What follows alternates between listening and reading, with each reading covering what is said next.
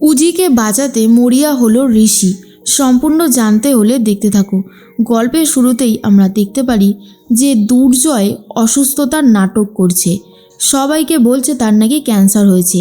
এর মাঝখানে রাতের বেলায় শঙ্খ, ঐশী সবাই ঘুম থেকে উঠে পড়েছে, আর উঠে পড়েছে দাদু।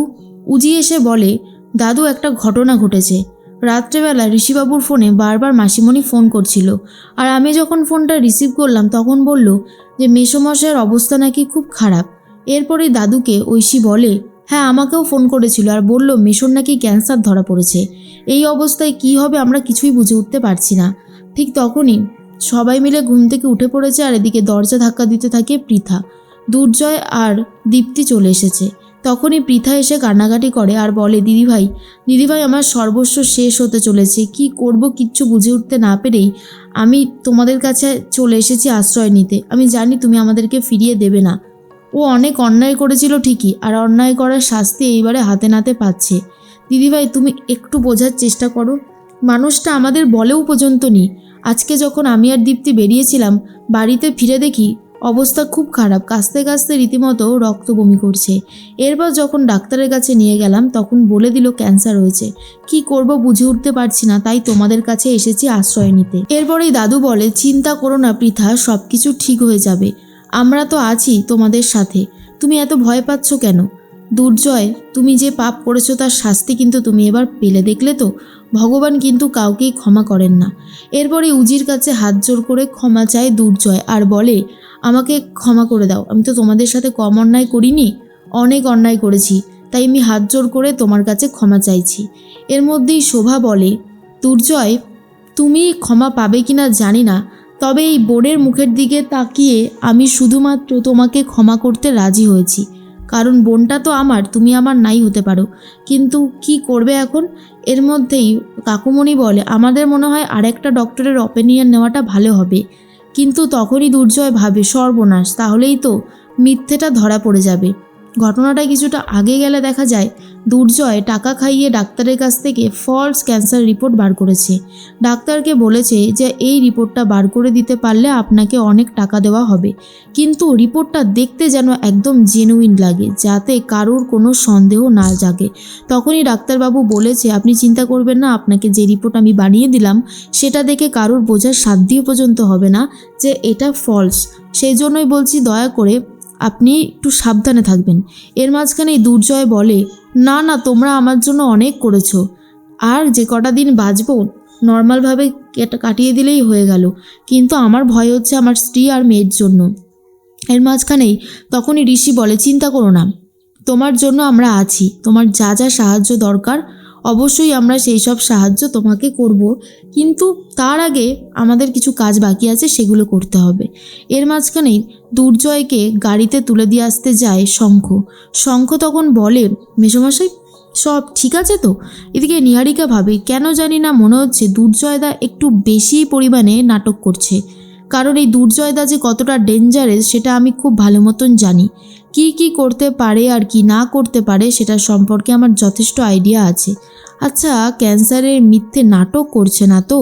অন্যদিকে শঙ্খ বলে, মেশো সব ঠিক আছে তো? তখন দুর্জয় বলে, হ্যাঁ শঙ্খ, সব ঠিক আছে, সবাই আমার জন্য যা তোমরা চিন্তা করলে আমি বুঝতে পেরেছি তোমরা ঠিক আমাকে কতটা ভালোবাসো, আর আমি কত বড় মূর্খের মতন কাজ করেছিলাম। এর মাঝখানেই শঙ্খ কথা বলতে থাকে জিৎ বসুর সাথে। জিৎ বসু বলে, ঋষি, আমরা এখনো পর্যন্ত সেই দুজন গুন্ডাকে ধরতে পারিনি যারা কিনা কোর্টে আপনার ওপর গুলি চালিয়েছিল, তবে আমরা চেষ্টা চালিয়ে যাচ্ছি। ঋষি তখন বলে, আচ্ছা আপনার সন্দেহ হয়? কার ওপর সন্দেহ হয়? তখনই জিৎ বসু বলে, নিশা মিত্র তো সন্দেহ তালিকার সবার প্রথমে আছে, তবে আমি খোঁজ লাগাচ্ছি, দেখছি কতদূর কি করা যায়। এর মাঝখানেই উজির সাথে কথা বলতে থাকে ঋষি আর বলে, তুমি জানো অফিসার জিৎ বসু কি বলছিল কোর্টে আমার ওপর যারা হামলা করেছে তারা নাকি তোমার দিদির লোক, মানে একদম সন্দেহ করছে। তুমি এটা ভাবো যে তাহলে কি তুমি বাঁচিয়ে আমাকে এটা প্রমাণ করতে চেয়েছিলে যে তুমি আমার কতটা খেয়াল রাখো? তখন উজি বলে, দেখুন আপনি বিশ্বাস করবেন কি করবেন না সেটা সম্পূর্ণ আপনার ব্যাপার, তবে একটা কথা আমি আপনাকে জানাচ্ছি, আপনার দিকে আসা সমস্ত বিপদের সামনে ঢাল হয়ে দাঁড়াবে এই উজ্জ্বলা মিত্র, এইটুকু কথা দিলাম। শুধু আমি আপনাকে এইটুকুই বলতে চাই যে আমি আপনাকে প্রোটেক্ট করব। কোনো বিপদ আপনার কাছে আসতে দেব না। তারপর বিশ্বাস করবেন কি করবেন না সেটা সম্পূর্ণ আপনার ব্যাপার। এর মাঝখানে এই ঋষি নিচে বিছানা করে ঘুমাবে বলে আর উজিকে বলে বিছানায় ঘুমানোর জন্য। তখন উজি বলে, এটা তো আপনার ঘর, আপনার ঘরে আপনি বিছানার উপর ঘুমাবেন, সেটাই তো স্বাভাবিক ব্যাপার, তাই নয় কি? শুধু শুধু আপনি কেন নিচে ঘুমাতে যাবেন? তখন ঋষি বলে, তোমাকে যেটা বললাম সেটা করো, তুমি একদম বেশি বাড়াবাড়ি করবে না। কিন্তু উজি বলে, আমার কাছে আর কোনো উপায় নেই। এরপর ঋষির পাশেই ঘুমিয়ে পড়ার চেষ্টা করে উজি। আর তখন ঋষি রেগে গিয়ে ওপরে ঘুমিয়ে পড়ে আর উজিও ওপরে ঘুমিয়ে পড়ে। সকাল হতেই দেখা যায় ভানু কথা বলতে থাকে নিশার সাথে আর বলে, নিশা, তোকে এই কাজটা করতেই হবে, এই ওষুধটা গিয়ে ওই কাজের মহিলাটাকে দিবি। আমি জানি উজি সকালবেলা লেবু জলের সাথে ওই শরবত খায়, তুই যেভাবেই হোক না কেন তুই এই ব্যবস্থাটা করে দে। আমি আমার বোনকে ফেরত চাই ভানু, যেভাবেই হোক না কেন। এরপরেই তখন ভানু বলে, কিন্তু সঠিক সময় যদি আমরা ওকে হসপিটালে নিয়ে যেতে না পারি তখন তো উজি শেষ হয়ে যাবে। তখন নিশা বলে, কিচ্ছু হবে না, আমি তার অনেক আগে থেকেই ওই বাড়িতে উপস্থিত থাকবো। এরপরেই ভানু দেখা যায় ব্যানার্জি বাড়িতে যে কাজের লোক তার হাতে সেই পয়জনের শিশিটা তুলে দেয় আর বলে, কাজটা কিন্তু করতেই হবে। সে টাকার লোভে কাজটা করে। এরপরে উজি সকাল হতেই চলে যায় গরম জলের সাথে লেবু মিশিয়ে খাবে বলে। কিন্তু কাজের মহিলাটা বলে, তুমি আবার এখানে এসেছো? দেখছো না চারিদিকে সিসিটিভি লাগানো? তোমাকে এই কাজের ঘরে ঢুকতে কে বলেছে? তুমি নিজে যাও, তোমার লেবু জল তো আমি করে দিচ্ছি। এরপর উজিকে অনেক খারাপ খারাপ কথা শোনাতে থাকে। অন্যদিকে নিশা চলে এসেছে বাড়িতে। কি করে ঢুকবেন বুঝতে না পেরে পেছনের বাইরের যে গেটটা রয়েছে সেটাতেও আস্তে আস্তে উপরে উঠে নামার চেষ্টা করে। অন্যদিকে উজি বসে আছে লেবু জলটা খাবে বলে। তার মাঝখানেই একটা কথাই ভাবছিল উজি, কিছুদিন আগেও এই বাড়ির সাথে তার কত ভালো সম্পর্ক ছিল, কিন্তু এখন সম্পর্কগুলো কতটা বদলে গেছে। অন্যদিকে ঋষি ঘুম থেকে উঠে পড়েছে আর এর মধ্যেই লেবু জলটা খেতে শুরু করে দেয় উজি। লেবু জল খাওয়া মাত্রই উজির অবস্থা খুবই খারাপ হয়ে যায়। উজির শরীর খারাপ লাগতে থাকে আর একটু পরে অবস্থা দেখে সবাই রীতিমতো ভয় পেয়ে যায়। তাড়াহুড়ো করে উজিকে হসপিটালে নিয়ে যায় ঋষি। আর অন্যদিকে চলে এসেছে অফিসার জিৎ বসু। এরপরে দেখা যায় ডাক্তার বলে ওনাকে কেউ বিষ খাওয়াতে চেয়েছে। এটা শোনার পর তো সবাই রীতিমতো অবাক। আর তখনই জিৎ বসু বলে, আমরা এই কেসটার তদন্ত করছি, তবে আমাদের দৃঢ় বিশ্বাস আপনার বাড়ির লোকই এই কাজটা করেছে, কারণ বাইরের লোক তো আর এইভাবে এসে বিষ দিতে পারবে না, আর সেটা সম্ভবও না।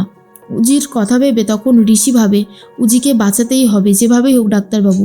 তখন ঋষি ভাবে, কে বারবার এইভাবে আমাদের পরিবারের মানুষের ক্ষতি করার চেষ্টা করছে? নিশা মিত্রর দিকে আঙুল এবারে ওঠে না, কারণ যেহেতু উজির দিদি হলো নিশা মিত্র, তাই অফিসার কোনোভাবেই নিশার দিকে সন্দেহটি দিতে পারে না। কিন্তু নিশাই যে এই কাজটা করিয়েছে শুধুমাত্র উজি আর ঋষিকে আলাদা করার জন্য, সেটা এখনো পর্যন্ত অফিসার জিৎ বসু বুঝে উঠতে পারেনি। আর ঋষি ভাবে যেভাবেই হোক উজিকে বাঁচাতেই হবে।